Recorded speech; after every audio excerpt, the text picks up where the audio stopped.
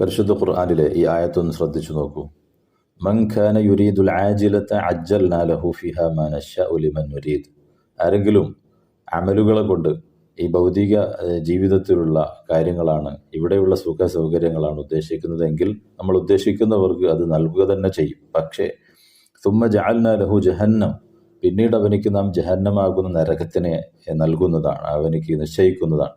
യസ്ലഹ മദ്മൂമൻ മദ്ഹൂറ, അവൻ അള്ളാഹുവിൻ്റെ റഹ്മത്തിനെ തൊട്ട് അട്ടിയോടിക്കപ്പെട്ടവനായ നിലയിലും ആക്ഷേപിക്കപ്പെട്ടവനായ നിലയിലും അതിൽ പ്രവേശിക്കുന്നതുമാണ്.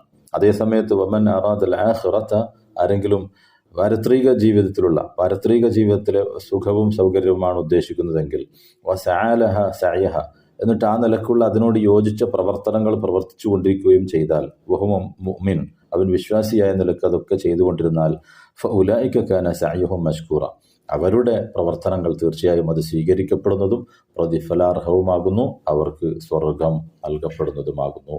അള്ളാഹു നമുക്ക് സ്വർഗാവകാശികൾ പെടാൻ തൗഫീഖ് നൽകുമാറാകട്ടെ.